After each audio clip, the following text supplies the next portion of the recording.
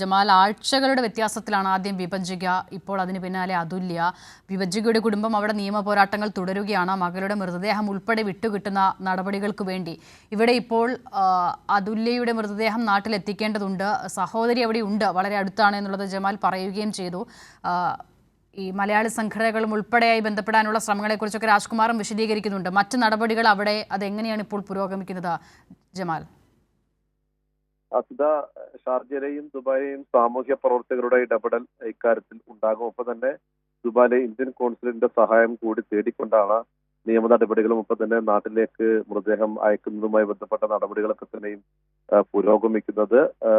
അടുത്ത ദിവസം തന്നെ തിങ്കളാഴ്ചയോടുകൂടി തന്നെ മൃതദേഹം നാട്ടിലേക്ക് എത്തിക്കാനുള്ള സാധ്യതകളാണ് ആലോചിക്കുന്നത്. പക്ഷേ ഈ കേസുള്ളത് കൊണ്ട് ചിലപ്പോൾ 1-2 ദിവസം നീണ്ടേക്കാം.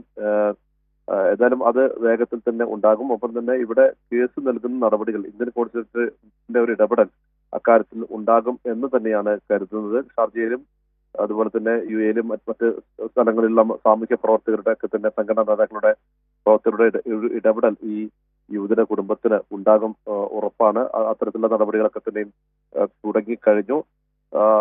സതീഷിനെതിരെ ശക്തമായ നടപടികളുമായി മുന്നോട്ട് പോകാൻ തന്നെയാണ് നാട്ടിലും ഇവിടെയും അവരുടെ ബന്ധുക്കളുടെ തീരുമാനം. ഒരുപക്ഷെ സഹോദരി അതുല്യയുടെ സഹോദരി അഖില ഇവിടെയുണ്ട്. അഖില തന്നെയോ അല്ലെങ്കിൽ അച്ഛനോ അമ്മയോ പരാതി നൽകി ഇവിടെ അത്തരത്തിലുള്ള നടപടികൾ ഉണ്ടാകും എന്ന് ഉറപ്പാണ്. നേരത്തെ ഒരു പരാതി ഉണ്ടായിരുന്നു എന്നാണ് പറയുന്നത്. അങ്ങനെയെങ്കിൽ ഈ കേസ് കുറെ കൂടി ശക്തമായി മുന്നോട്ട് പോകും. മാതൃകാപരമായ ഒരു ശിക്ഷാ നടപടിയിലേക്ക് തന്നെ ഈ കേസ് ഉണ്ടാകും എന്നാണ് പ്രവാസി മലയാളികളൊക്കെ തന്നെ ഇപ്പോൾ കരുതുന്നത്. 2 ആഴ്ച മുമ്പാണ് ഞെട്ടിക്കുന്ന മറ്റൊരു സംഭവം ഉണ്ടായത്. നമുക്കറിയാം, ജൂലൈ 8-നാണ് വിഭജികയും മകൾ വൈഭവിയെയും തൂങ്ങി മരിച്ച നിലയിൽ കണ്ടെത്തിയത്. കുഞ്ഞു വൈഭവിയുടെ മൃതദേഹം കഴിഞ്ഞ ദിവസം സംസ്കരിച്ചു. വിഭജികയുടെ മൃതദേഹം ഇപ്പോഴും നാട്ടിൽ കൊണ്ടുപോയിട്ടില്ല. തിങ്കളാഴ്ചയാണ് ആ മൃതദേഹം നാട്ടിലേക്ക് കൊണ്ടുപോവുക. അതും ഇതുപോലെ തന്നെ ഭർത്താവിന്റെ പീഡനത്തെ തുടർന്നാണ് വിഭജിക ആത്മഹത്യ ചെയ്തത് എന്നാണ് ബന്ധുക്കളൊക്കെ തന്നെ പരാതി നൽകിയത്. പക്ഷേ ഇത് കുറെ കൂടെ ശക്തമായ തെളിവുകൾ സതീഷിനെതിരെ ഉണ്ട്. ഡിജിറ്റൽ തെളിവുകൾ തന്നെ ഉണ്ട്.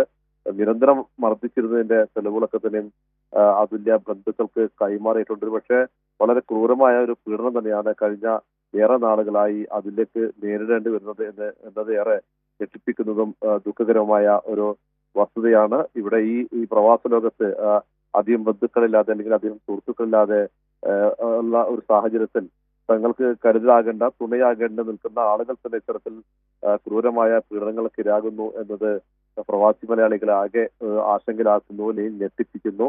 ഏതായാലും മാതൃകാപരമായ നടപടികൾ ഇക്കാര്യത്തിൽ ഉണ്ടാകും. അതിനായി സാമൂഹ്യ പ്രവർത്തകരുടെയും ഇന്ത്യൻ കോൺസുലേറ്റിന്റെയും ഒരു സഹായം ഉണ്ടാകും എന്നും ഉറപ്പാണ്.